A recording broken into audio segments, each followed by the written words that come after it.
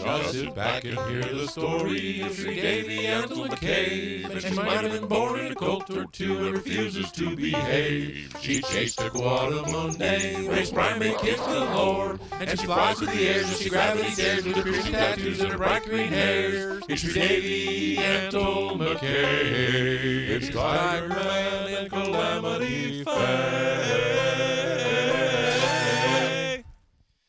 Coming up on this episode of TigerMan and Calamity Fae, what wild animal makes the best pet? Also, a golden training tip that will really help clear up miscommunication between you and your animal friends.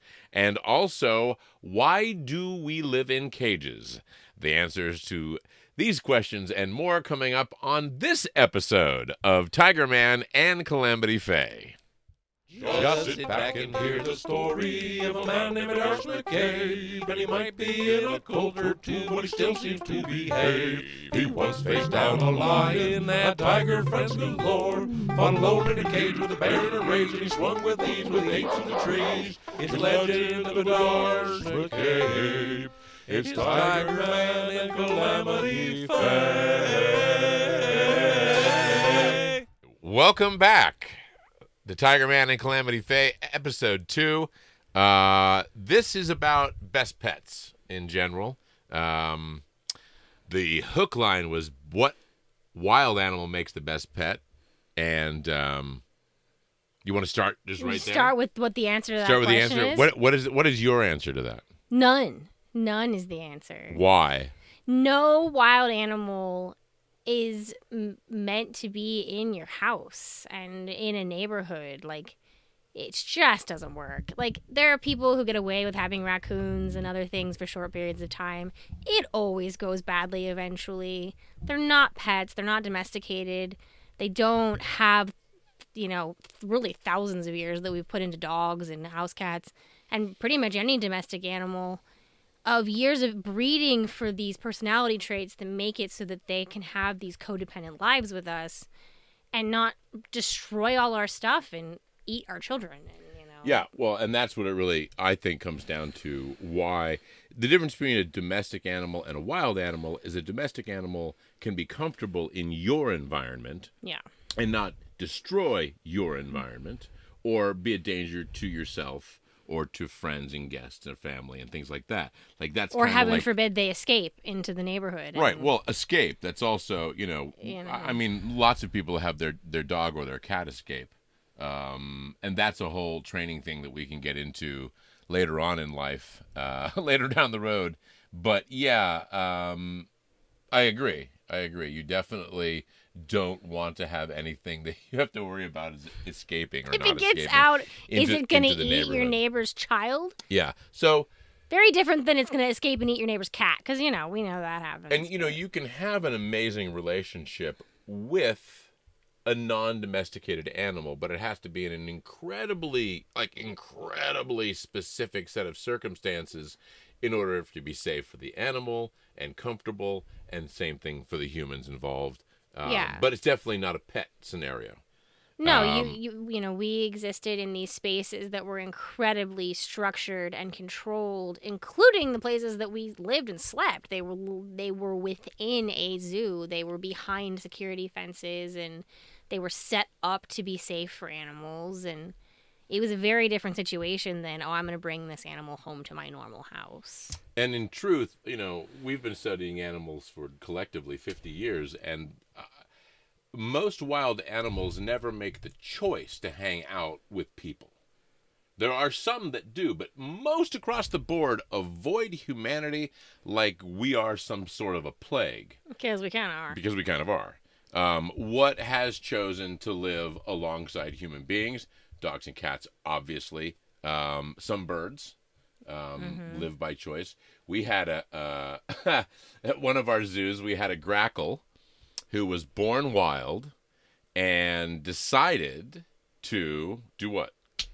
Moved in with our parrots. We had 4 or 5 big macaws that lived in this giant, big, open outdoor cage. I mean, it was like a 30-foot tall aviary. Yeah, but because parrots are, these are pretty big macaws, and so it had bars that were probably 2 inches. Oh yeah, across. big hole. The holes were big, but a macaw would fit out of it, Yeah. you know.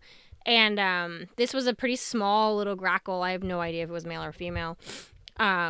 It fit right through the bars. Like, it could go in and out at will. And there's a whole population of grackles that lived on our property who lived on food they stole from our animals. Mostly monkey chow. But they liked the bird seed and the dried fruit and stuff that the parrots got. And this grackle really liked going in and out of the parrot cage. Parrots didn't care about it being in there at all. Parrots aren't really aggressive like that. Yeah. Towards... So that was a bird who we watched But it completely didn't decide. just go in and out of this cage. It got to a point where I never saw it leave. Never saw it leave. Like, it was there every time I went over there. So maybe it left when no one was looking. But, like, I lived on this property. I walked past this cage multiple times a day and never didn't see it in there. So it decided at some point that life in that cage with those parrots was way easier It had than enough doing security. anything else. Yeah, it was safe. It always had food and water. Water. Always It didn't have fresh to food go and water. anywhere. It was And a very clean it environment. really liked being there, clearly, because It it did. could have left whenever it wanted to. Yeah, and crows will live alongside humans because They'll live on they our can trash. manipulate us.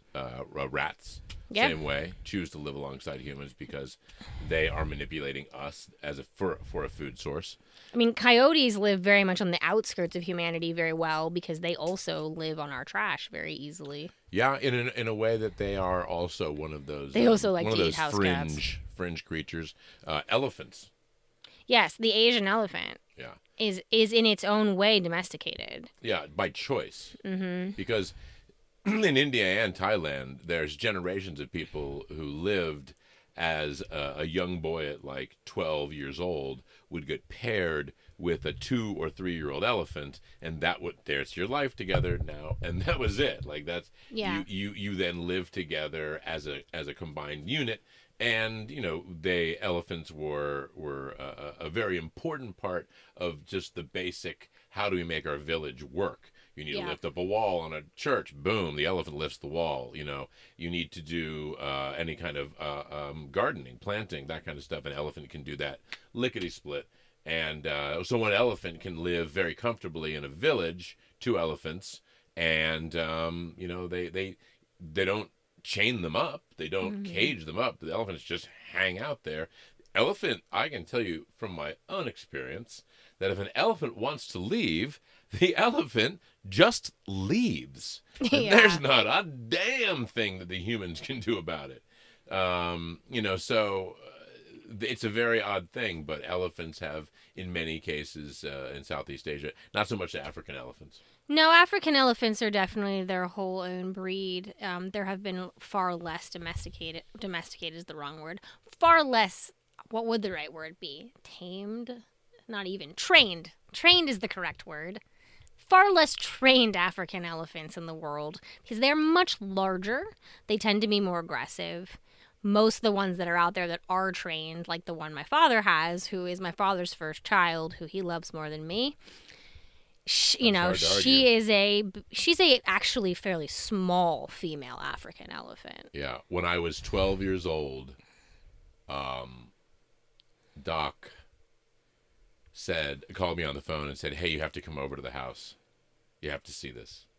And I called my mom. Mom, you gotta drive me over. It was like 3 miles from Yogaville, and I came around the corner of the house, and there was a baby elephant. And it was like seeing a unicorn. And your father and your mother had gone to Africa, and they were touring different places, one of which was an elephant sanctuary that had 100-ish baby elephants all of whose parents had been killed. They in were the all ivory ivory trade. orphans. All ivory orphans. Yeah. And went after they had, they'd been halfway through the tour, and this one baby elephant started just bumping up against your dad, just running into him over and over again, pushing on him, and wouldn't leave him alone throughout the entire thing. And at the end, the director said, "Oh, congratulations, this is obviously your elephant." Mm-hmm. And your dad figured out how to get her, and several other elephants, and those were the elephants that populated all of our national zoos at that time period. The Atlanta Zoo in particular. I think Amy may be the name of that elephant in Atlanta. But, yeah, Bubbles, Ganesha, she's her actual name. She's never been called that. She's never been called that. She's always she is your She's always sister. just been Bubbles. And she's the only older child than you. Yeah, that's a long-lived animal. He had some other animals that predated me, but they were animals that don't live quite as Bubbles long is as still elephants. alive and well. But yeah, she is 5 years older than me, I think. Ish. Yeah. I can never remember. Sounds right. Because I think she was 2 when know. he brought her home. Yeah. So that means she's in her and your dad early is the 40s only right now. one of the only people in like all of recorded history who has developed a relationship like that with an African elephant. Yeah. Asian elephants, pretty easygoing Africans, have a tendency to be, as you said, much more aggressive. Often the stories you hear And about much larger. elephants killing people in zoos, they're usually Africans. All right, so elephants. Yeah, well, I'd say that someone probably deserved to be killed. Circus trainers.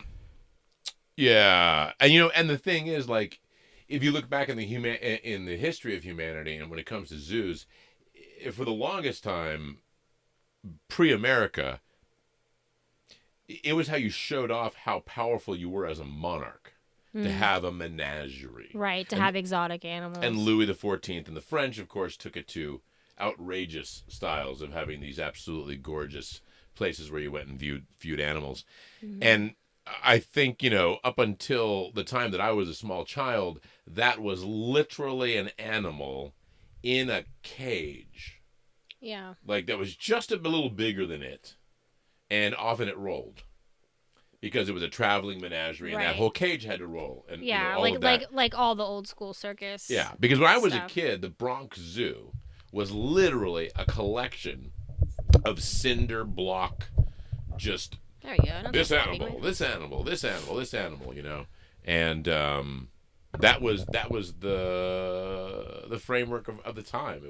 It was what was thought to be correct at the time, and then throughout my life, we have tried to create environments, not cages, but environments that are pleasing to the senses, not I live my life in a concrete block box. Yeah. And that is one of the biggest differences that I would say you and I, in the work of all the people at Tigers who we worked alongside, we were able to create. More than anything else was it was a zoo environment that new sights, new sounds, new smells. Animals rotated in and out of new environments, new groups of animals in a way that keeps their brain as strong as their body in a zoo environment. And so that was, really quite a wonderful thing. But going back to the pets, well, if wild animals don't make good pets, like, what makes the best pets, right? Obviously, dogs and cats. I think we all can agree make good pets. Cats, which domesticated themselves. They did. According to most of the recent information. They domesticated humans. Yeah, they domesticated really us. More likely. Yeah. Another thing I was going to talk about, I'm sorry to go back. I've mentioned this a couple of times, and it's the Endangered Species Act. The Endangered Species Act of 1973, which came out when I was 4, says basically no endangered species.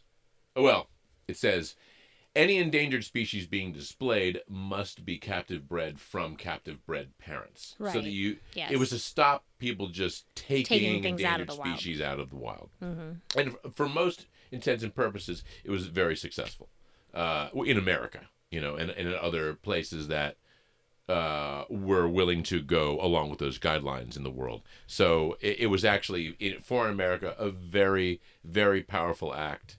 And every, as you've said before, AAZA zoo or non-AAZ zoo, USDA, USDI, whatever kind of zoo you are. All zoos are USDA. You are If they're legal. Yes. Yep. It's gray areas, sanctuaries, etc. They still as have we USDA know. licensing, No, they don't. though. They don't? Sanctuaries don't. No, Oh. that's why the whole sanctuary thing is such bullshit. Oh, I didn't even know that. Yep. And I've been doing this forever. You have. That's one another little dirty little secrets. Sanctuaries don't get inspected. That's bullshit. That's bullshit. You are correct, my love. I didn't even know that. Well said, my love. And everyone, the word for the day is that's bullshit. It is bullshit. Anyway, but the Endangered Species Act was actually pretty cool. Very forward-thinking in the 1970s, long before Save the Rainforest or any of that kind of consciousness existed. Animals were still in concrete block boxes in the Bronx Zoo. But as a group, we had a consciousness to create the Endangered Species Act, and it probably was very useful in a lot of ways. So I'm just cleaning up that thought. So we have a lot of friends, specifically Muna, who we will definitely have in an interview with someday because he is one of the most devoted and most interesting human beings that we both know. Loves animals. We're definitely doing an episode that's going to be all about the Everglades, and he's one of those people who is part of research programs where you go in to part of a large Florida research program where you go to the Everglades and you hunt down non-venomous snakes, like pythons in particular. Mostly Burmese pythons, which have become a massive invasive species in the Everglades, but is now at a point where there is no getting rid of them. They are now the dominant predator in the Everglades, aside from alligators and crocodiles. Yeah, they've consumed 80+% of all mammal species that were in the Everglades when I was a kid. Yeah. Those are all gone. Yeah, and it's not at this point. There was a point where we were like, well, if we just kill enough of them and figure out what they're eating, we can figure out a way to get rid of them. But the reality is they lay hundreds of eggs and protect their egg clutches. And because of that, they're almost impossible to get rid of. So the only thing we can do now is try and keep the population down. Yeah. Similarly to what we do with alligators, like alligators. Except the alligators, the population is being kept down by the Burmese pythons because they're starting to eat all of the small gators. Alligators are now being eaten by Burmese pythons. The gators are getting larger, more muscular, and much more aggressive in Florida. They're also the population is also getting a little out of control, having just recently lived there. Yeah, the gators. The gator is there water. There's the gator. But they're getting more aggressive. You're starting to get more actual attacks in a way that you didn't used to get quite. Yeah, the gators are getting more aggressive. They're being eaten out of their own territory by the snakes. Yeah. So anyway, Una is one of those people who will dive into the water and grab one of those snakes, which. I am not that person. I never have been that person. I am not. You're not a Steve reptile Irwin. person. No, I'm just not Steve Irwin. Yeah. I'm not ever the person who goes, oh, there's a wild animal. I should go jump on it. I say, oh, there's a wild animal. Let me view it from here and really enjoy it. That being said, if it's a quote-unquote wild animal that has been raised in a zoo from captive bred parents as part of an endangered species program, oh, then I'm more than happy to hang out with that creature. In a situation where they're happy and comfortable, I'm happy and comfortable, but I would never go into the Everglades and jump on a python. And then they take them back and they tag them, they cut them open, they see what they're eating, and it's a whole part of the process. I have several friends who do we this. We have several friends. And I would Pinky does say it. they tend to all be people who have more of a reptile affinity. Right, herps. Like they love animals, but that they really love reptiles. It's their thing. Yeah, herps. Herpetologists. Herps. Well, yeah, they don't all necessarily have interesting degrees. people. A herpetologist technically has a degree, but we call them all herps. We call them, everyone calls them herp heads. Every group of animals have a group of caretakers. Because and each of those caretakers is a little bit different. Herpetology is the study of reptiles. Yeah. And amphibians, and snakes can make very good pets. Yeah, right? Yeah, they totally can. Certain snakes can make great pets. Ball pythons are amazing. Great pets. They're generally pretty easy to take care of. They're very mild-mannered. But there's lots of snakes. There's lots of little snakes. If you want something corn exotic, snakes. and they're cool as heck. I love them. Yeah, you just have to make sure you keep them warm enough is the big thing. I think I know almost all the non-venomous snakes that you can buy in the America because anytime that you ever do a TV show like Sheena, and like you have to have a pit of snakes and they have to look venomous. Well, you can't use venomous, so you have all this assortment of non-venomous snakes. And the nice thing is, like, most of them are very sweet. We keep mentioning things like I realize we're doing this in multiple places, and we'll do our very best to do better, and we will be happy to answer questions in comments, but like he keeps mentioning things that people may have no idea what he's talking about. Right, Sheena. So what was Sheena? Because Sheena it was a very short-lived show. So Sheena was actually Sheena spans many generations. I think it was first maybe a comic, and then it was a big movie when I was a kid in the 80s with some woman I can't think of right now, and then which I've never seen. You've never seen, and then which I'm surprised because my mom was really into bad 80s movies. Created was one of the executive producers of Baywatch and I think Hooters. He said, "Hey, Gina, why don't you do this show we've got?" Gina Lee Nolan, who is an absolute sweetheart of a human, I love her, and she became the newest incarnation of Sheena, which is a wild girl raised in Africa who has beyond empathy with animals and actually can assume their power and characteristics and stuff to a certain degree. And it was a TV show that we shot for a season and a half in Orlando, Florida, all almost completely on Disney property. So if I say Sheena, I was the animal coordinator on it, which is the person who reads the script and says, "Okay, this is how we do this. This is a buffalo stampede." I see. This? Oh, right. So the lion is supposed to reach in the back of the truck window and smack the driver in the back of the head. Appreciated. However, let's figure out how we can do that without killing the stuntman or the lead actor. So yeah, appreciated is the word he uses when he's going to tell you that it's not. That's not going the way that you want it to. No, it's not going to work. Appreciated. Yeah, so that's if I say Sheena, that's what Sheena is. And I'll tell you the truth. There's a lot of animals on that show. We did a lot of animal work. We did some crazy stuff with that. We did many, many big cat attacks on humans, stampedes of animals, just covering humans and ants.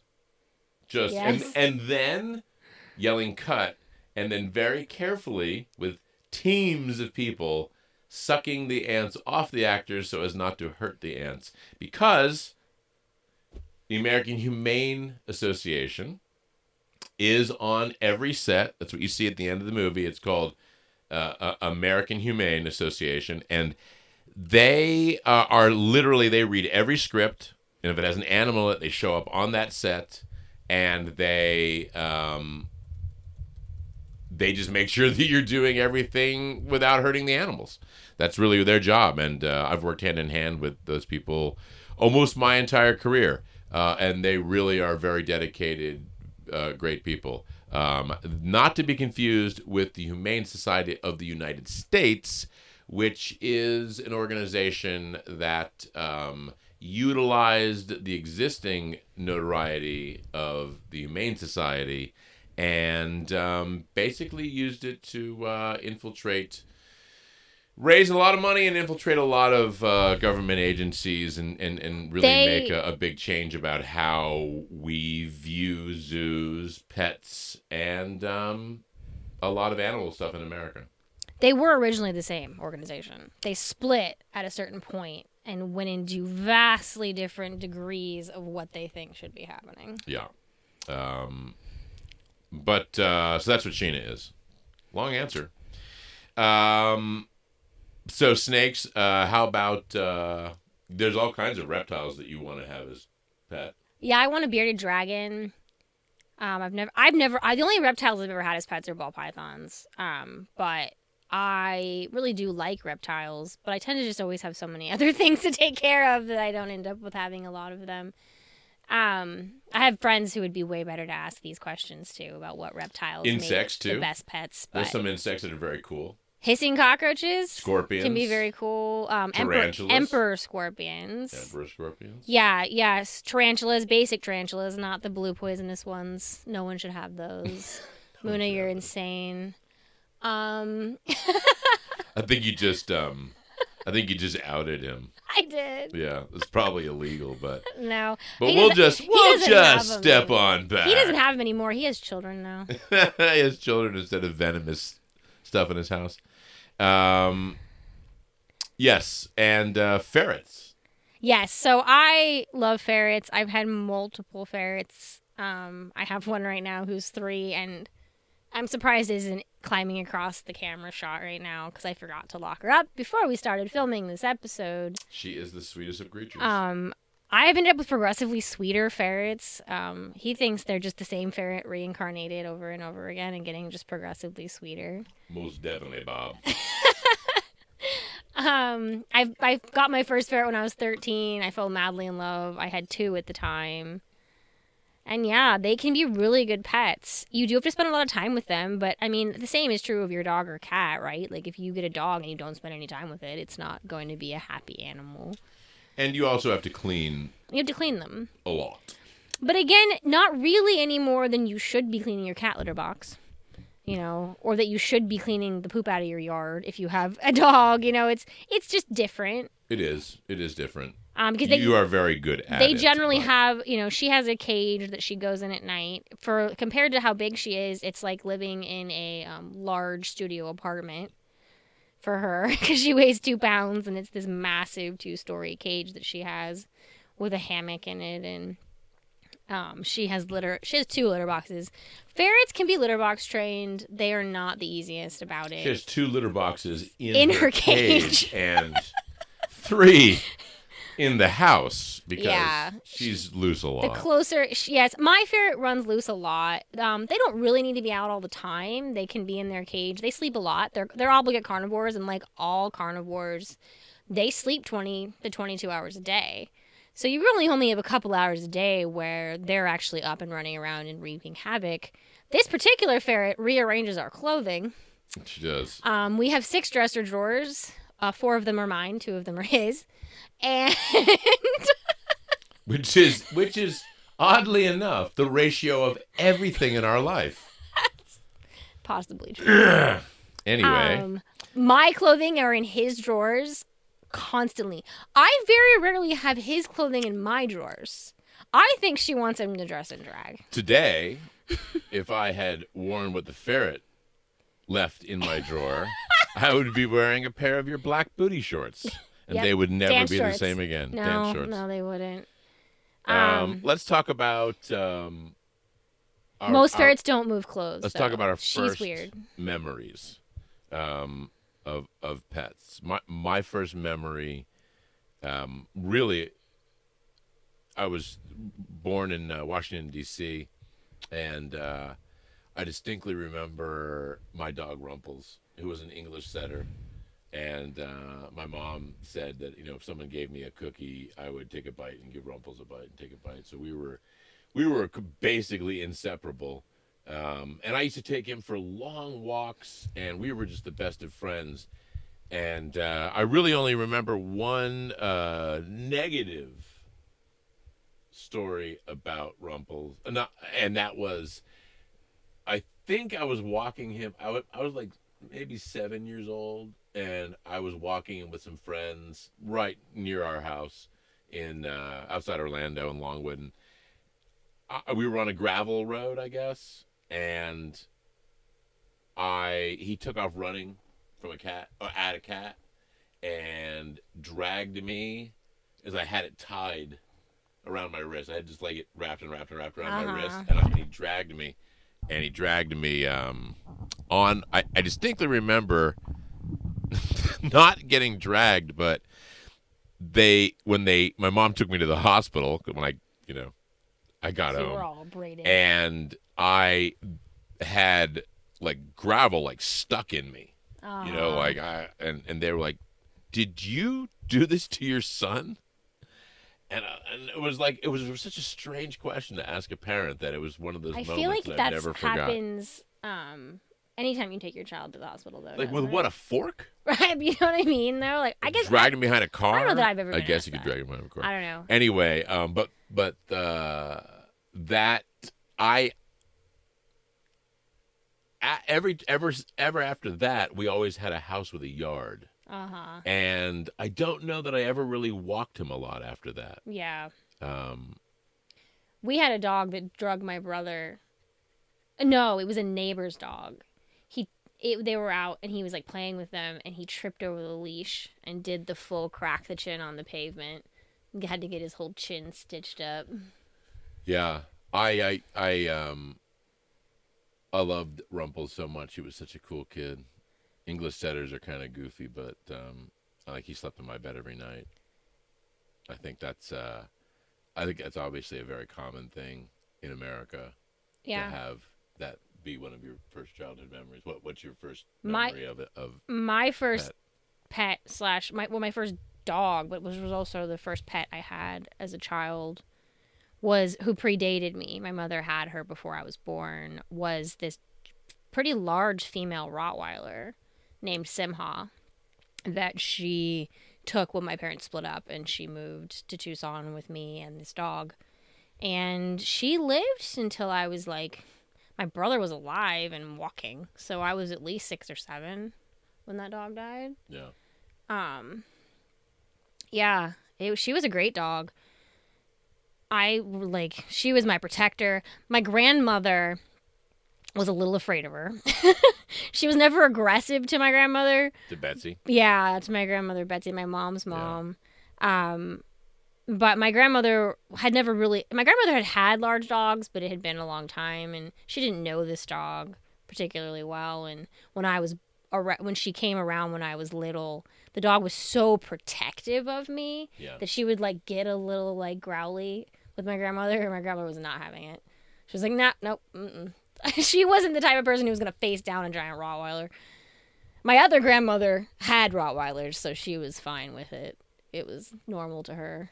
She ended up with Damien Simha's mother or sister, the one that Merlin ended up with. Damien. Or was she different bloodline? Was Simha's mother. Mother, yeah. So my other grandmother, my You're dad's asking mother. me about genetic bloodlines from the 1980s. Well, you figured it out, didn't you? Me brain is breaking. But yeah, that dog was great, and there's pictures of me just like lounging on her. Yeah. There's one picture of it's like me on the floor of the kitchen with baby dolls all lined up and the dog. And then I'm like laying on the floor with them all. Yeah. I'm like 3. So there, I've raised almost every animal that I can imagine raising, except for whales and dolphins.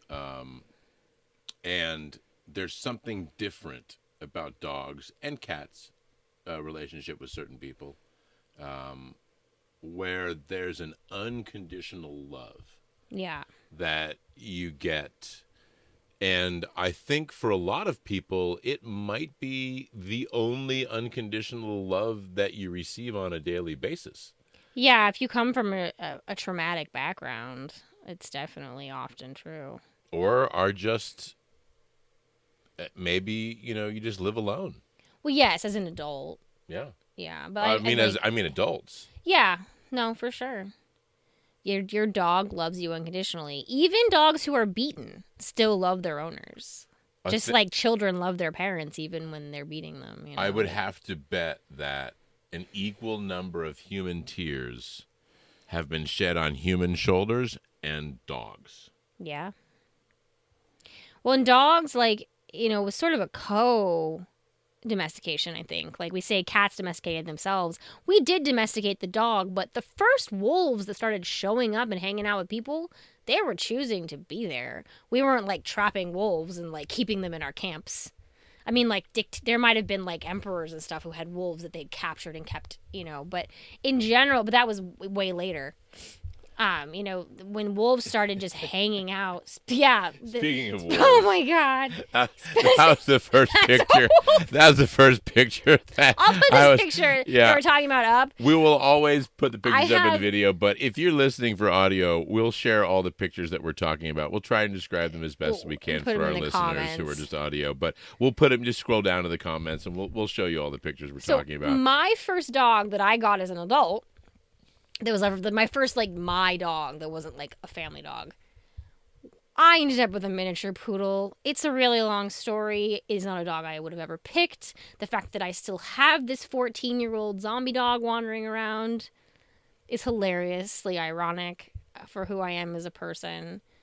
What do you mean? That you're the only person who has enough small animal healing time to keep a zombie dog alive? He would be dead if I mean, put a lot I'm of not time bad, into this but animal. I don't think he'd be alive. He has aggressive skin cancer and an ulcer on his face that won't heal. Anyway, I got him as a very young puppy. I was working for a dog groomer. If you hear snoring in the background of any of the episodes, he's right here. Yeah, he's right at our feet. He snores a lot, but he's okay. I think he's he breathing actually still. does pretty good.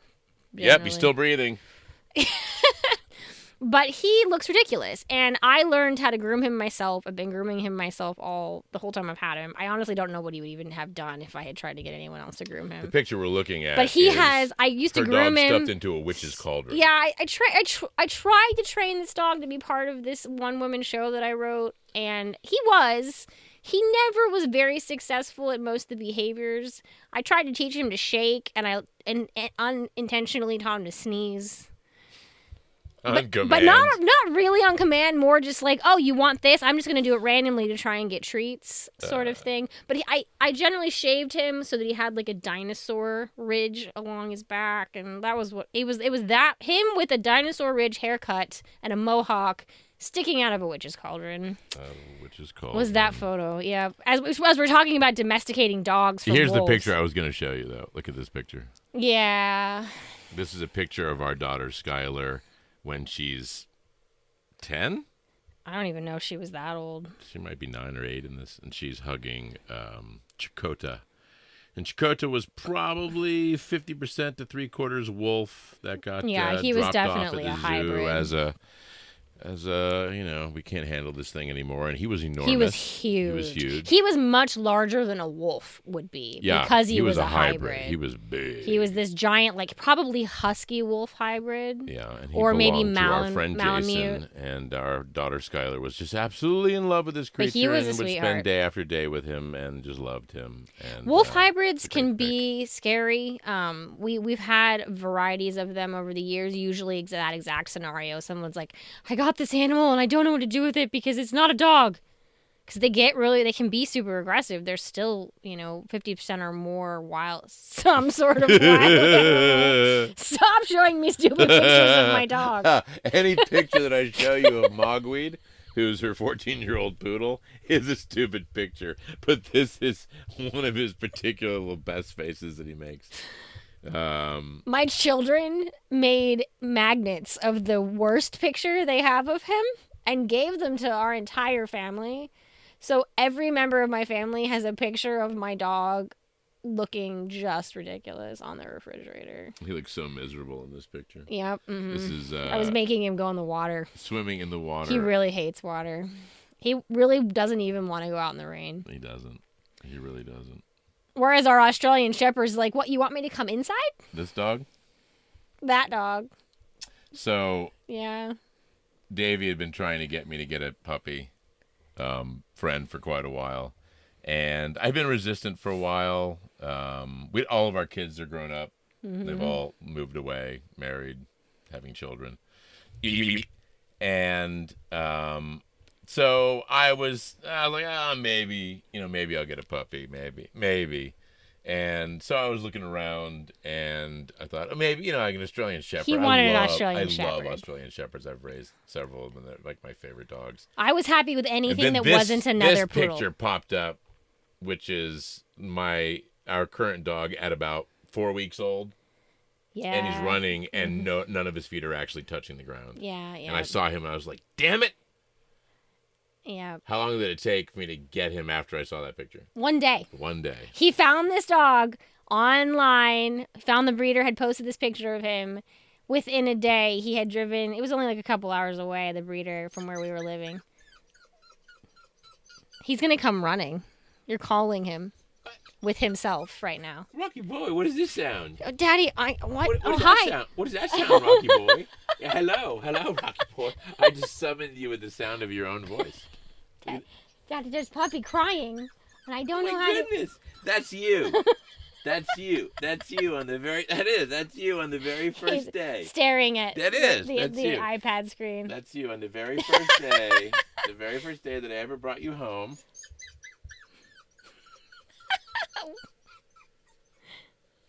What were you saying? Do you even know? Do you even speak that baby language anymore? You speak big dog language now, right? Because you're 2. I am a big. You're I'm a big dog now. I'm No. a big dog now. This is Rocky, Come here. also known as Ramakrishna, which is his real name, but Should he also never goes by... Oh, God. he only answers to Rocky. Hi, Rocky. Oh, yep. He's the perfect size. He's so small. He fits in every lap. No, this is not going so well for He me. fits in every right lap, now. and now he's taking over for Davey. That's our next commentator. So yeah, dogs. That's Rocky. Yes, this is my second attempt at a dog. This is a dog. If we're going back to animals that we recommend as pets, I would not recommend poodles. They have a lot of weird personality quirks that I don't find particularly appealing. I love my dog, don't get me wrong, but he's an asshole. A lot of... He is an asshole. Poodles can be very angry poopers and peers. The numbers of times that we have left this poodle alone in the house, and we've all gotten in the car, and then I go, I forgot something, and then I walk right back. I mean, I have not even started the car yet. I walk right back in the house, open the door, and caught that dog like, pooping. Oh, and he was he's fully like, housebroken. By the time he was 3 months old, he was fully housebroken. I didn't really think you were coming back. This is very intentional revenge pooping. Yeah, he has revenge anger pooping, which is quite He a doesn't thing. actually do it as much anymore that he's 1,000 years God. old. He's almost dead. He's pretty chill. Not time for him to stop. He has to wear diapers Gotta now. jump off the train because he sometime. will pee in the house, but that's more of an incontinence issue. Okay, here is this is a true golden training tip. Possibly the most important thing that you can learn to create clear communication with any animal. And I did not learn this until I started working with a company called Birds and Animals Unlimited. And Birds and Animals Unlimited, it's created by a man named Gary Giroux. We talked a bit about this. We talked about it in the last episode. They basically do every dog, cat, bird, Harry Potter, Disney movie, everything all the you've ever owls seen in for your all life. the Harry Potter you've movies. ever seen in your life. So I learned some really amazing training techniques from some pretty cool people there. But the thing that I learned there that I had never been trained before was, if I ask a dog to sit, or I tell a dog to sit, I give it a command, that dog sits. Then I walk away. I might even say good, but then I walk away, and eventually the dog gets up. The dog is just at that moment, it is breaking the behavior. You have just broken the behavior that you work to train, because you gave an animal a command, and then you didn't give it what's known as a release command. Yeah. And the release command tells the animal, oh, good, you're done. You can do whatever you want, or we can move on to the next thing. Mm-hmm. And training a release command, you can use. You should use a command that is a normal thing that you can use in conversation, but not something that you use all the time, so your dog thinks it's being released all the time. All right was the Birds and Animals release command, all right. Your dad uses... Which is what we use for all of okay, our dogs. Or all right, or something. I think he might use all right, too. Yeah, but that was me bringing Birds and Animals stuff into. Yeah, okay. Might be what he used. Yeah, just so that the animal... So you say, sit. And they sit. Good, you reward it, and then you release. All right, and now the animal, you've captured that session, and it's perfect. You gave the command, the dog did the command, you rewarded the command, the dog was released from the command, and now we move on, and that's a win every single time in a training scenario. That take that exact same training scenario, you remove the release command, sit, they sat, that's a win. You walked away, they walked away, they chose when to break the command, that's a loss. that will literally erode any behavior that you've already developed. So as I'm not preaching to the choir, we've talked about this forever, but so just figuring out in your own vernacular when you're working with your dog, your cat, or your ferret. Yeah, I was gonna just say that I have had a lot of ferrets. I've never really tried to train them before beyond like just make litter box training, which always is Or very hit or don't bite miss. me. Yeah, and not biting. They do have to teach them not to not bite, just like you have to teach most things to not bite because they're babies and they're mouthy, and they have to learn to not bite you hard. But that's all I ever did. And then with this ferret, I was like, this ferret's really smart. She really loves hanging out with the dogs. And I think she might think she's a dog. And every time I'm doing training sessions with them, I use freeze-dried chicken livers, which she also thinks are amazing. My ferret's on a raw diet. She will not eat anything that isn't raw meat and eggs. But yeah, I freeze-dried chicken livers. Everything that eats meat thinks they're the greatest thing. They smell terrible, but they're an amazing reward. And I was like doing the dogs, and she would come, and I was like, so I taught her to stand up on her hind legs by giving her treats. And now I'm training her to come to a squeaky toy, why it didn't occur to me to do that like 2 years ago, I don't know. I feel stupid. So about a month ago, but it's working really good. She was training her ferret to stand up on its hind legs for the treat. Yes. And Rocky saw it happen. It was like, and went, "Oh, I can do that." Oh yeah, and he came taught right over himself and did a hind leg. How to do sit. a hind leg He was like, sit. "Can I get paid?" And he did. And so now he has a hind leg stand too. It's not super consistent. Yeah, I haven't worked on it. Anytime you train the ferret, he'll have to do it with you alongside. He will. I wish I He could knows train how to them get both paid. outside. It's hard to train them. We live in a very small space, and it's hard to do like rollover or anything like that in a space that's really tiny. And we'll talk more about dog training here, but also join us on our Patreon, where we'll have a lot more in-depth discussion about animals and animal love, and even getting together once a month with as many listeners as possible so we can get together and just tell stories about the most beautiful moments we've had with animals and just share that kind of love. And if there's any animal in particular that you guys would like us to do an episode on, we probably have it planned already, but not necessarily. So let us know. We know a lot about a lot of animals. The knowledge that we both have combined after having we've just worked with everything.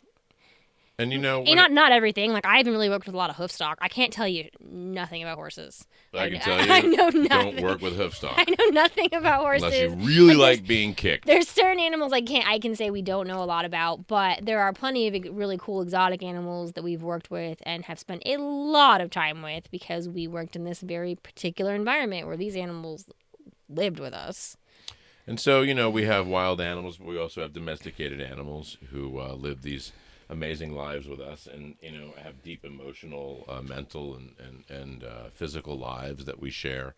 Ferrets laugh when you tickle them. Yeah, and so do chimpanzees. They laugh and laugh and laugh and laugh. And I think that, I believe that, humans in general are pretty good people. And I think the relationships that we have in America with our pets are generally really good relationships. And just the idea of that not being part of our lives with our animal cousins seems like kind of a crazy thing. Taking that a relationship, away seems like a bonkers idea. And, there's over 100 million dogs in America. And I think there's almost an equal number of cats. I did the research on it. And I think it's like between dogs and cats, pets-wise, 100 million. But is that just counting That's not ones that are living in those someone's ones house? living in domiciles. That's not not living counting feral. strays. No, that does not count. I think there might be It more stray is. cats than dogs in America. There probably are. In other There probably places, not are. necessarily, but I believe in America. I'll have to double check myself. On But this, I know think the there are. answer isn't they all should be murdered and we shouldn't have them as pets. No. But figuring out But ways spaying to and neuter your pets. Yeah, being very compassionate and intelligent pet owners is a necessary thing because we get back every bit as much as we give. I wish all people and animals to be free of suffering. I know there's no one right way to live, as we often quote from Daniel Quinn. who our third kid is named after. We've partnered by choice with animals on both sides for as long as, we all can remember. It's the whole pet thing is a very funny thing. Like, I think about it a lot, and it's like there's a lot of relationships in the wild where you see, like, just cannot pull the term out of my brain, but like relationships where each party is getting something from the relationship. Yeah. But it tends to be more of like a survival level thing. Yeah. There's the only instance I can think about at the top of my head that it appears to be more of a pet scenario is that there's spiders and frogs that live together. That's the only thing. You mean what animal besides humans keeps another animal as a pet? As a pet, like, yeah. it's an odd thing. You're right. That we There's do. a weird spider frog relationship. There is, like, Yeah. it's the closest like mimicry of that we've really seen. Yeah. Like John Mulaney says, horses don't keep dogs. Yeah, it is strange, and like He doesn't really say that. But I don't same think, thing. I think that the pets, if you're keeping your animal, well, and you're feeding them and they're happy and healthy, then I don't think there's anything wrong with it. But it is a very funny thing that as humans we do that just nothing else does. It is. One of the craziest moments that I ever had in my life with dogs was I was sent to Japan to open the movie 101 Dalmatians with Glenn Close, the live action, in the theaters. And the idea was to have Purdy and Pongo, the actual dogs from the movie, be there as like stars for the release of the movies in the theater. I don't know. I've been hired to do so many ridiculous things in my life. So our company, Birds and Animals Unlimited, had trained that, done all the training in that movie. And so we had Purdy, and she was available, but the Pongo wasn't available. And so I was sent from Orlando to LA to I had two dogs to choose from. One was a teenage Dalmatian, and Dalmatians are out of their effing minds. Like, if you don't run a Dalmatian, run, you can't train one thing. You have to. It's like having a dog with ADHD. It's like these guys. Him. Yeah, you have to exercise them to the extreme, just so you can get them to focus their minds on anything. So, and there was like a 7-year-old dog that I didn't really gel with, and so I was like, I took a gamble. I took the younger one, and then I took one of the dogs that was Purdy, who, after being master trained by Gary Giroux on a film set, is basically a person. Yeah. Just understands everything. Understands 30 to 50 words of English and can put them together. Well, and we're just now knows starting to see that dogs understand almost everything we're saying. I mean, there's obviously variations of that depending on the intelligence of the individual dog or the breed, but they understand a lot more than we used to think. Well, the average daily human conversation includes about 100 words. Whether they modified their behavior based upon what you're saying is more about. That all depends upon your relationship. Depends on your relationship with them and the amount of training. Same as it does with any the amount of human training too. that you've put in, but that they understand what you're saying. They understand a lot of what you're saying. So when you fly, with like lions and tigers, you fly in the cargo plane with the animal. This was the first time that I had flown internationally with just dogs, and it was really nice. We flew first class, Japan Airlines. The dogs were so happy. It was really a nice time. And then we got to Japan and I've never actually told this whole story, I don't think. So this is going to be the whole story. Okay. This is going to be the whole story. I'm going to tell the whole story here. I landed by myself with the two dogs early because they had to be in quarantine for at least 2 weeks. All island nations, when you bring animals on, they have to be in quarantine. That was also the only time that I was going to have to train this new dog who was totally untrained. And so I literally lived in a hotel, and then I would leave the hotel twice a day because I was allowed to see the dogs at the kennel at the airport twice a day, check on them, hang out with them, work with them. And that was like my everyday. Boom, boom, boom, boom, boom, boom, boom. And there was a handler that I had, and her name was Toshiko. And Toshiko would call me up every once in a while and check on me, make sure I had per diem money, knew where to eat. And then she said, "Oh, we're gonna come pick you up for some, big event." Never happened. We had to push the event next day. Never happened. By this point, I'm like 7, 8 days. I've just barely gotten over the jet lag and like been able to start like functioning, but I haven't really eaten meals. I've like been eating out of the the mini fridge, and I've just been like grabbing little bits of food here and there. But I hadn't really like, this was a very industrial area that I was in. It wasn't like because you were near where the quarantine I was at the airport. I was the exactly the cargo of the airport. Yeah. So I wasn't in in a nice hotel. Yeah, like there were no tourists. Right. It wasn't a tourist area. There was no signage in English at all. So I was like literally in a whole different world, and I was coping with it, having a good time. The Japanese people were awesome, really enjoying myself. But because of that, I hadn't eaten an entire sit-down meal in forever, and they canceled on me twice for meals, 2 nights in a row. And the third day they called me up, they canceled again. And I was like, ah. And I went to bed just, this is crazy. And I couldn't sleep. And I remembered that there was a video arcade that I had seen pretty close to the hotel in the taxi. So I just left the hotel. I walked a couple blocks, got to this big video arcade. I don't know, could have been 2 a.m.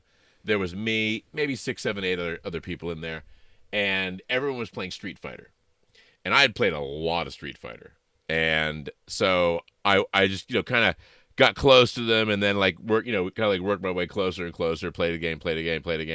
Pretty soon I was just playing, and I'm getting really high scores, and I get challenged. They challenge me, and I'm like, oh, this is cool. And pretty soon it's like 2 hours have gone by, and it's just me and one guy.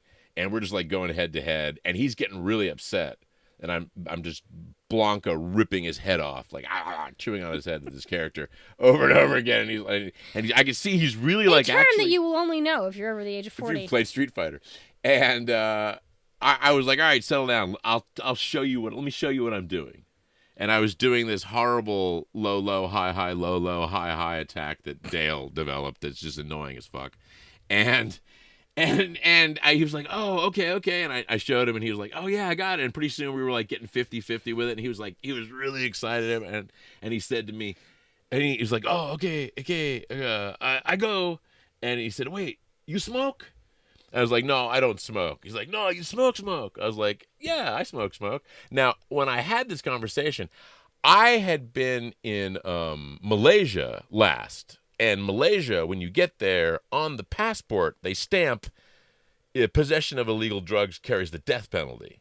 So I had no idea what the Japanese death penalty was for cannabis at all when I said this. So I was like, yeah, I smoke. And he's like, okay, thank you. And he runs off. And I'm like, this night just keeps getting weirder. So I sit there, I play for like another 15, 20 minutes. Further travels of I start actually getting tired. I'm like, all right, I can go back and go to sleep. He comes running back up. He's like, thank you. He shakes my hand, and he goes running off. And he leaves a joint in my hand. And I was like, oh, God. And still, is it the death penalty? Is this like Malaysia? Like, I don't want to die. I shove it in my pocket. You'd think if he was being that cavalier about it, probably wasn't. I didn't know. And I just was being uber sketchy about it. So I go back to the hotel, and I just tuck it in the top drawer where everyone puts all their shit. Yeah. Because we all don't put stuff in the top drawer. And I hid it into there, and I was like, no, I'm good. Like, I don't, we're good. I'm just gonna go to sleep. Next day, get a call from Toshi again. She's like, oh, Adosh-san, so sorry, we can't make it again. I'm like, great. And I was like, you know what I'm gonna do? When I get back the second time with the dogs, I'm gonna smoke that joint. I'm going to high as fuck. And I'm going to eat all the food that's in my hotel room. You've gone on quite the tangent. How many hours a day were you spending with the dogs? Probably about 4 or 5. Yeah. 4 or 5. Because they weren't... You never really explained the whole quarantine thing. Well, I'll get there. Okay, there's a very long... I know, I'm going off tangent, but there's a reason why I'm getting to where I'm going. Okay. So, because I'm living in this, little industrial place. So it was nice, but, it wasn't great. And now you got me off track. Oh, sorry. You were talking about what you were going to do now that you got blown off again. Oh, so I got really high, and I was getting ready to eat everything that was my minibar until she calls me back up. Good news, Dasan. I'm coming for dinner. I was like, yay, food. So I took a shower, went down, and I had shabu shabu, for the first time ever. Mm-hmm. Unbelievable. And she says, okay, this is what the schedule is going to be. And we're sitting there, and she's serving shabu shabu, which is amazing, Hot pot, sort of like a hot pot. Yeah. And she said, okay, so here's the big thing. We're going to have an event, and the dogs will be there, and the lady who's voicing Cruella in Japan will be there, and the press will be there, and they'll ask us questions, and we'll answer questions. What do you think about that? And I said, wow, that sounds really boring. And she said, oh, what would you do? And I, being high as elephant eyelashes, went on a tangent and said, well, the theme of this release is bring the magic to life. That was like the cartoon to real life. The 101 Dalmatians, their whole theme was bring the magic to life. I said, we should make the dogs appear by magic. I said, it's easy to do magic. I've done magic for years. But just make, the dogs appear by magic. And then, Cruella can be there, and it'll be all dramatic, and it'll be really cool. Great music and lighting. And I don't know. I really don't know exactly what I told her. Bhagavan Celestial Magic. No, way bigger than that. I was decades. Decades of profession. This is why he knew. Profession past that. But the magic part of it, yeah. And so we ate that amazing meal. I went home. I slept great. I woke up the next morning, and I get a call. She says, Dash-san, we're going to send a limo, pick you up, and you can talk to the Disney board and tell them all of that story you told me last night about bringing the magic to life. And I was like, oh, can you be more specific about the story? I don't remember. We talked for hours. I was just bullshitting, and she's like, I was like, oh yeah, okay, yeah, I remember that. And then I went to, and I pitched it. They bought it. They sent the entire production company to me. I did the music, the sound, the lighting, and the problem was the prop I wanted to use was something we used to use called Girl to Tiger. Siegfried and Roy. You put a girl in a cage. You cover it with a cloth. You take it off. There's a tiger. Right. I've only done it 10,000 times in my life. So I was like, I know how to build this. This is no problem. We can probably rent one in. There's none in Japan. Couldn't rent any. They sent technicians to me to build it. I was like, this is never going to work. Magic's impossible to build. Got it on their first try.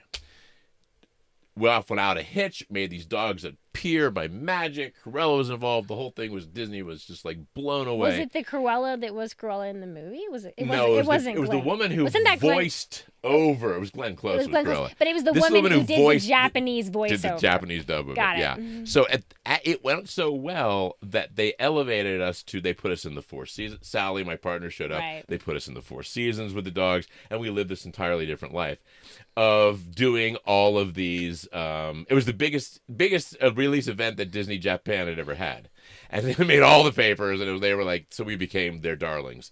And they would ferry us around to all these different gigs. And so we would do every morning show. And almost every show in Japan is like a variety morning show. It's just a bunch of stars, and they all swivel around, and they all do the shows.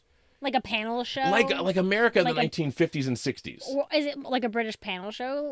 Or is it different? Yeah, very similar to that. Yeah, it's a lot...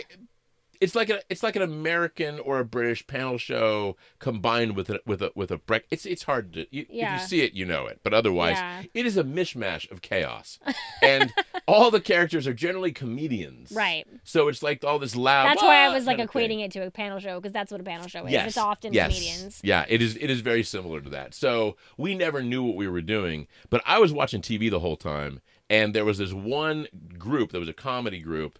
And there was this one comedian called Okamura who was Monkey Boy. And I was just trying to absorb Japanese television. And for some reason, these comedian stuff kept catching my eye. They're really silly stuff. And we were doing a radio broadcast. We were doing a morning show in downtown Tokyo. And we took a break. and the dogs, there was only one piece of grass in the entire area. And so we ran the dogs down there, let them run, let them pee. And I could see they were going to poop. And then, like, I see that there's a film crew walking up, and they're doing some sort of live thing with Okamura and his partner. And he sees me, and he sees the dog, and he sees the dog about to poop, and he's like, whoa! And he comes running over, and he's like dancing. So I handed him the dog leash, and I handed him the bag. And the dog pooped, and he picked it up, and he did a whole thing with the dog poop, and he handed it back to me, and then he ran off with the dog. And it was like... the next day, the Disney people were like, how did you get them to do that piece with you? We've been trying to get them to do spots forever, so we just had this constant thing of being these very weird kind of stars. Yeah. Like we would go to a theater, and with the dogs, Purdy and Pongo, and 400 screaming children in like school uniforms. School uniforms would see the dogs and go, kawaii, and then just run at you like you're the Beatles. And we would run for our van with the dogs. It was the craziest thing. It was really wild. But that was a really fun time. That was a really great time hanging out with those dogs in Japan. And we then took those same dogs to open the International Kennel Club in Italy, and which is a whole different story for a whole different time. But yeah, we said that no wild animal makes a good pet, but you and I are like hypocrites. Yeah. To a certain degree when we say that, because the truth is that... Except they weren't our pets, right? Like, they belonged to a zoo. And it's part of the reason we don't have them anymore, because they live there and not with us. Yeah. So it is very different than having this animal that's your animal that you get to make all the decisions about, and it's going to be yours until you decide that you don't want it anymore, which hopefully is never, but people, things happen with people and pets. So, yes and no, we do seem like hypocrites, and I can see how that would 100% be perceived. And the reason I say... we weren't. We were hypocrites doing this under this whole other environment. There was a time where... Oh, hello. Did Dad move and squish you? We had a bed Yeah, Mom, I don't have room anymore. I think we had a bed that was a queen next to a foal or something. And yeah, or it was a queen and a twin, maybe. The sleeping arrangement went... I think it might have been a queen and a foal. There was a 6-year-old chimpanzee named Aruma. Yep. And then me. And then Davy. And then Anjana. Yeah. So a baby chimp. Yeah, at one point, yeah. And capuchins or baby lemurs. Yep, I had 2 capuchins. I don't know that I ever had capuchins and lemurs at the same time. Yeah. But I did... I think when the chimps when we had all those chimps, we had Ruma was still small and was sleeping with us, and Anjana, and we had Anjana for not quite as long, but we had her when she was very tiny, and then she went to other trainers. But yeah, we had them and two capuchins at wall at one time, sleeping in the bed at the same time. Yeah, which is one of whom loved him so much that in order to stop her from getting up in the middle of the night and waking him up by wrapping her hands around his throat and putting her head in his ear and going, and waking him up in the middle of the night, which made him very happy. Yeah, I hated that. I had to start putting like a little belt around her waist and putting a leash on her so that she couldn't get past me. I had to tie it to like my side. The only way I could get any I had to tie it to my side of the bed, or she would do that all night long. She would creep over me. Because she would sleep, like, next to me. She'd creep over me and do that. Because she just wanted to be with him so badly. But she couldn't just, like, lay with him. She had to, like, talk to him. Yeah. And capuchins are very chatty. Yeah, they're amazing people. And literally, she'd put her face... She was this big. She was, like... How tall is that? 10 inches tall? She was little. She was a baby. And capuchins don't get that big anyway. But, yeah, she was so in love with the Darsh that she would just wouldn't leave him alone. Down below, downstairs, where our human children often were sleeping. Yeah, at that time, they didn't live with us full time.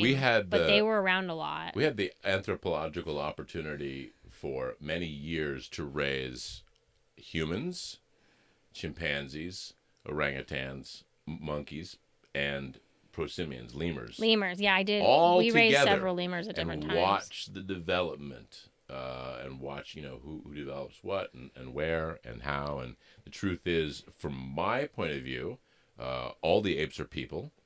They're not people. They're people. They're people.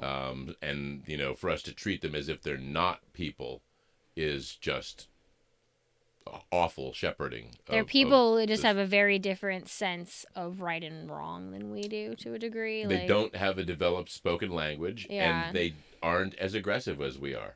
No, and yeah, I mean the biggest problem that you have, drawing this line between apes and humans who are also apes, is we build things, and we Right. have stuff that we care about.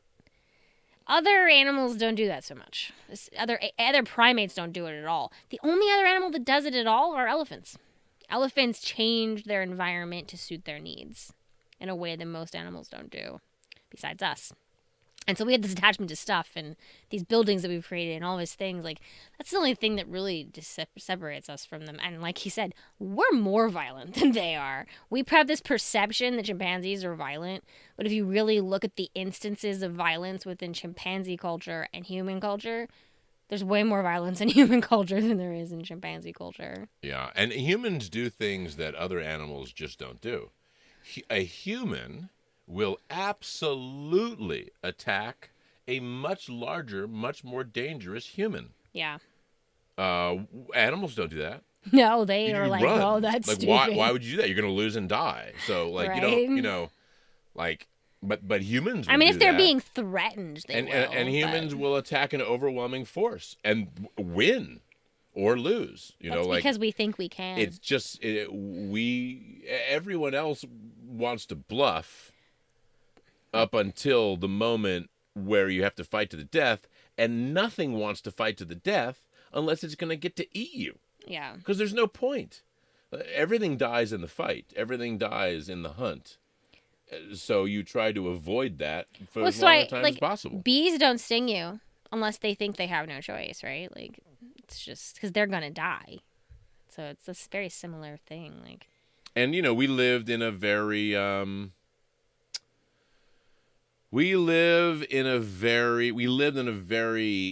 very particular scenario. The thing about being in a zoo, that's a USDA zoo, is you have to literally, you have an animal in a cage, and then that cage has to be in a cage. That's called a secondary. And then that secondary has to be within another whole fenced cage.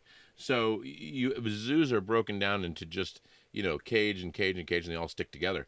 But it's all these different areas. So, where we lived was within many, many layers of fencing, but away from the more dangerous animals. And that's where we lived with our children. And it gave us the opportunity to be able to study and, at times, and be with our them. kids didn't actually live there when they were young very much. They didn't. They didn't live with their mom mostly when they were young. When they were older, they lived with us a lot more. But and so why would you spend all this time with animals like that? Why not just leave them in the cage? Why mess with them? Why do that? And there's two answers for me. One is enrichment. A life in a cage is a life in a cage. If it doesn't change, it's horrible. It's horrible for us. Humans, we live in a series of cages for the most part. Unless you are a human who lives outdoors under the open sky all the time, you have Which we generally call yourself, those homeless people. Right. Unfortunately, it's true. Right? Like, that's the unhoused. That's where we're at. Like, if you live, you need to turn that off. even, let's say, in an apartment, let's say, how do you wake up? You wake up and you're in your bedroom. I'm sorry, am I on your pillow? Your bedroom is a cage, right? It's let's say it's 10 by 12. You're in this room. It's a cage. It's your cage. It has all your stuff. You feel very comfortable in it. So it's an environment that you enjoy. And then you get up and you walk into your bathroom and you close the door. Now you're in a smaller cage. You've just placed yourself in a little teeny cage compared to the cage you just left, but you did it by choice because it's the cage you want to be in. And then you go out of that cage and you go into other cages, other parts of your house, and then you put yourself in a car, which is a cage protecting you that's so small that you can't even stand up and walk around in. You literally are stuck in this position, this little tiny cage. Unless you're Rocky. He thinks standing up and walking around in the car is exactly we may not want to be in the cage, but we don't just lose our minds the whole time. Oh my God, I'm stuck in this cage, because we've placed ourselves in this cage. Our granddaughter does. Yes, she does. She's only 7 months old, though, so she's allowed to scream. I don't want to be in here anymore. But the point is, like, we live in a series of cages that we create. They just change, and that change allows us to feel as if we're actually completely free. But the truth is, we've enclosed ourselves in these cages.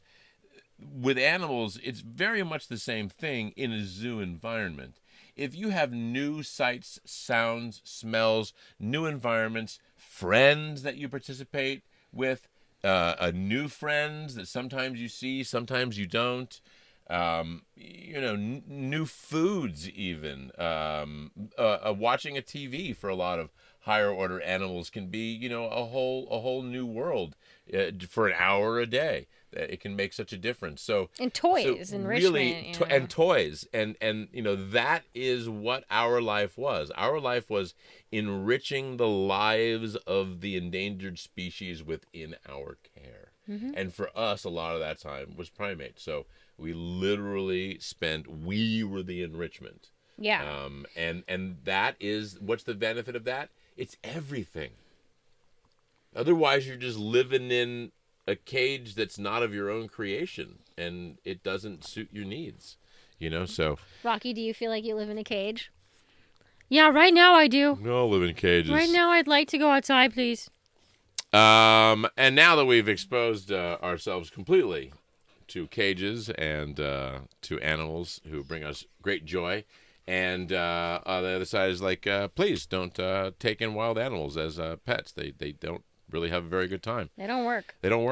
Our next episode, which we can't wait to see you for, please binge watch and just roll right over to it, is nominally titled Not Chimp Crazy, Chimp Sane.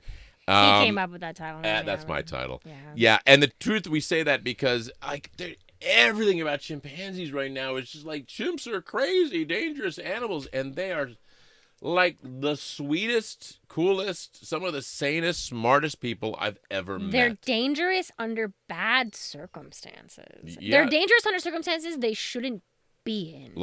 Much like their cousins, us. Yeah. We're very dangerous in bad circumstances. Yeah. And especially if people are forcing us to do things we don't to want to do. Yeah. Same. But we will go more. No different. But we're going to go into that in depth. We'll talk a lot more. He has started Chimp Crazy. I haven't finished watching it yet, so we need to do that. Yes. If you would like, you can please go over to our Patreon and we will strap yourself in and watch Chimp Crazy side by side with our watch along. Yeah. And you'll get all of our commentary on it for what it's worth. But it takes us a long time to watch things like this. It's painful. They have such a negative slant to them. Yeah, and so we know how much of it is over the top, and it really just, we don't love. It's not content we normally watch. We are doing it for his homework for this podcast. Yeah, so, but instead of, Chimp Crazy, we just want to talk about how wonderful chimps are for the next episode. And we'll have an amazing special guest, unless I completely screw everything up. And it's pretty easy. It's our son. Yeah. And coming up on the next episode, we're going to answer a couple of questions. And number one is a question that came up after Chimp Crazy with the creators on Rogan. Why does Doc Antle have an incinerator? I know the answer to that, and I will explain. What's up with that? Are chimps people? That's a question all on its own, and we have our opinions, and we'll give our sense worth. Rocky thinks he's a people. One of the most important questions that everyone has asked for me my entire lifetime is Why can't we just put apes back in the wild? The answer Or is- any animal. Or any animal. The answer to that and many more answers will be in our next episode, and we can't wait to see you there. Thanks for joining us. Thank you. It's TigerMan and Calamity Fae.